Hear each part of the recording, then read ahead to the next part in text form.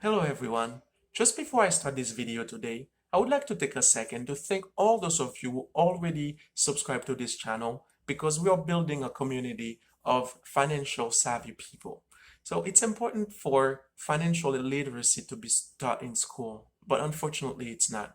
Therefore, I took upon myself the initiative to start this channel to help educate the younger generation to know how to make, save, and invest money towards financial independence. So if you haven't yet, please subscribe to the channel, like the videos, and always leave us a comment to let us know how we're doing because your feedback is important to us. Thank you so much. Now enjoy the video.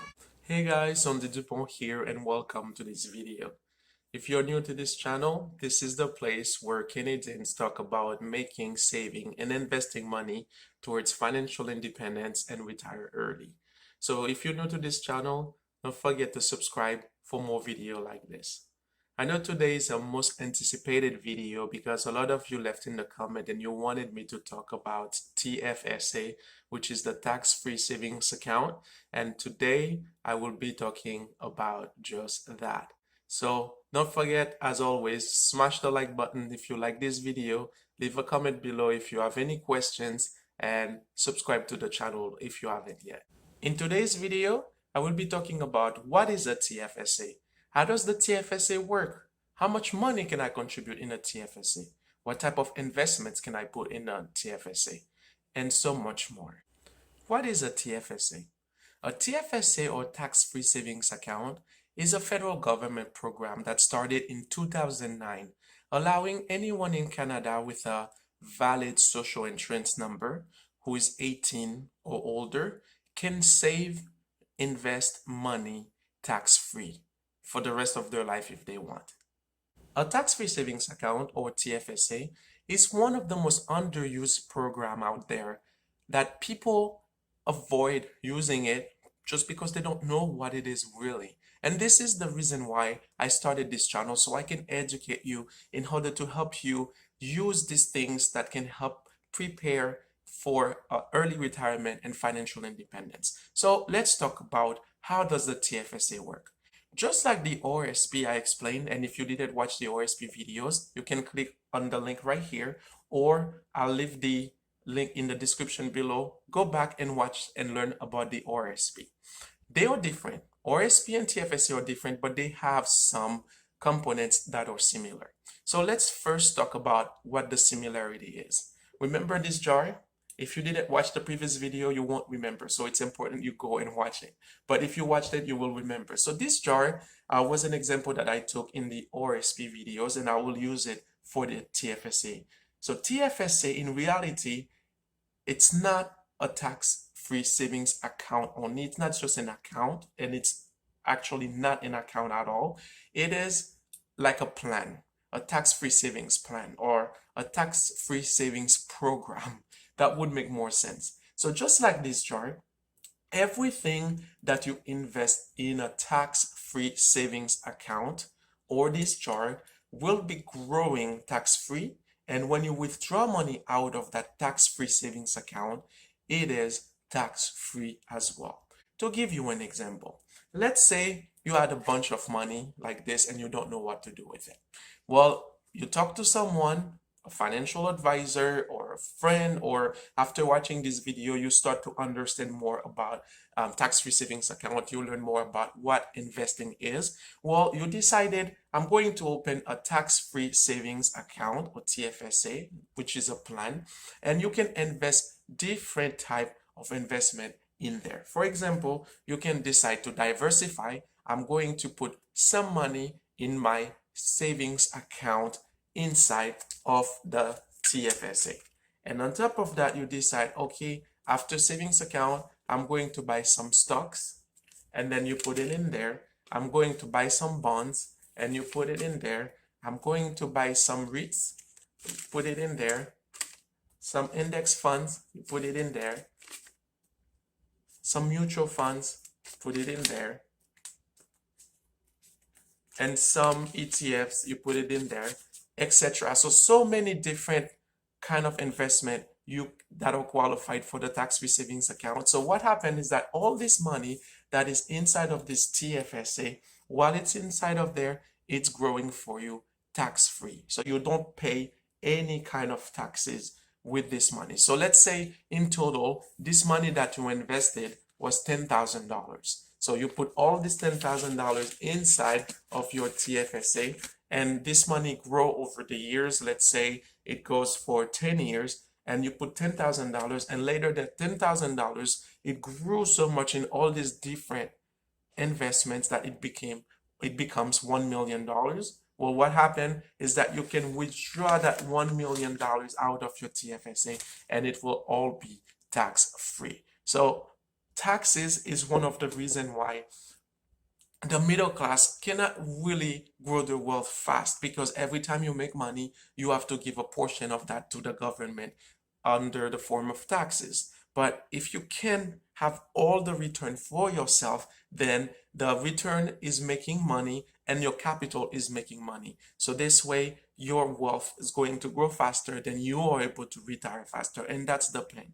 It's for you to become financial independent faster, and you can retire faster. In future videos, I will be talking about each one of those investments that I mentioned earlier. So this way, when you have money, you can know exactly, according to your investor's profile, how much risk you're willing to take, and if you don't want to take risk at all, so you can know which one of this investment will be most suitable for you.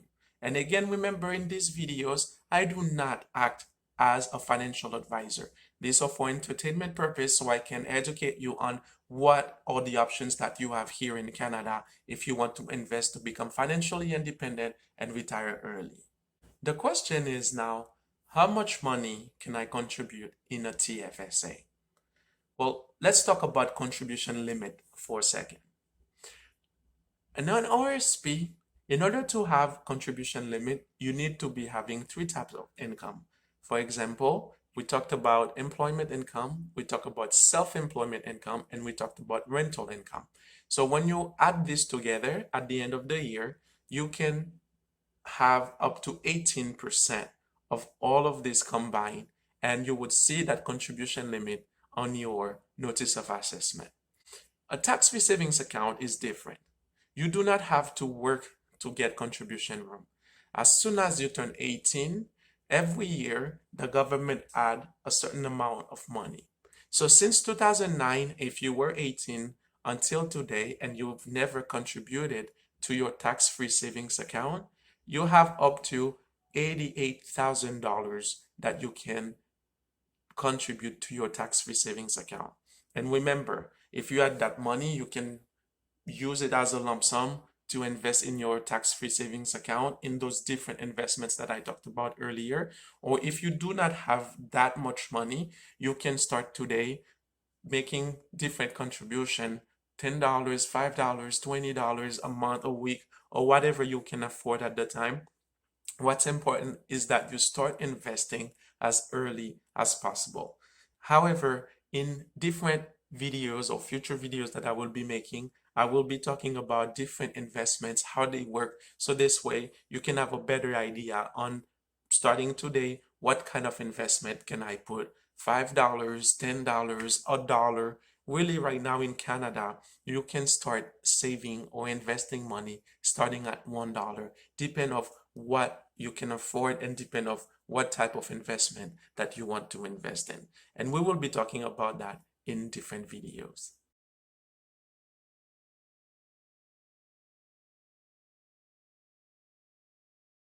It is very important that you do not contribute more money in your TFSA than your contribution room.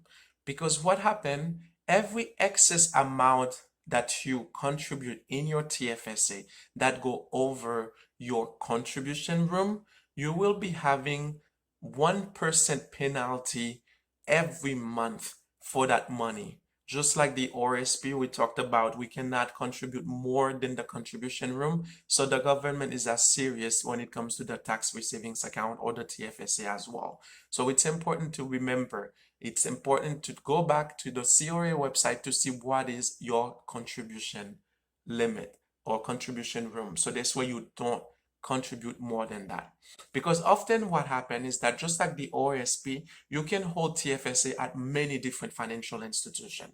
but your combined contribution for the year needs to stay under or exact to the amount of your contribution limit. So let's say, for example, you have 50,000 contribution room on your TFSA.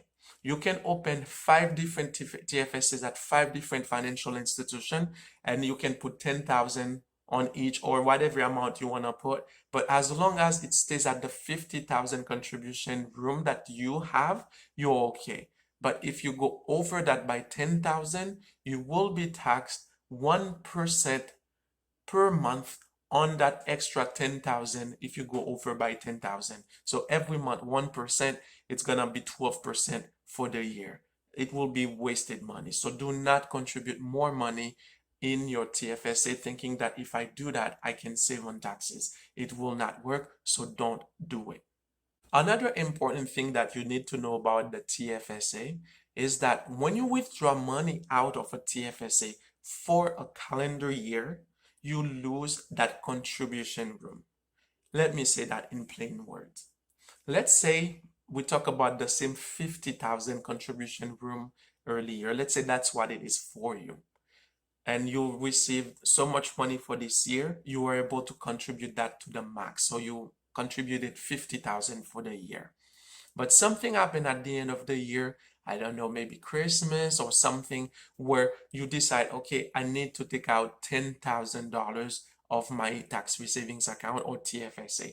So that $10,000 until next year, you're not allowed to put it back in your tax-free savings account. So whatever the amount of money that you take out of your tax-free savings account for the year, you lose that contribution room for that year. However, the January 1st, the next year, you have back that contribution room. On top of that, you also have the contribution room that the government will give the next year, because year after year, they give a contribution limit. They add it to what you already have. So if you never contributed, every year it get added for you and you never lose that. But if you used it, you just have that additional amount that the government gave you for that year. So remember to say that in a short sentence, if you take money out of your tax-free savings account for 1 year, that limit you don't have to put back in there. So you have to wait for the next year. Unless, of course, you have enough contribution room, then you can put money. So let's say you had $50,000 contribution room, but you only invested 10,000 for that year, you still have 40,000. And there you have it, guys. Today we talked about what is the TFSA, how does it work, how much money can I contribute in there, what type of investments can I put in the TFSA, and we also saw how it works with the withdrawal and contribution limit. So don't forget, if you like this video, smash the thumbs up button, click on it, and share this video with your friends and family.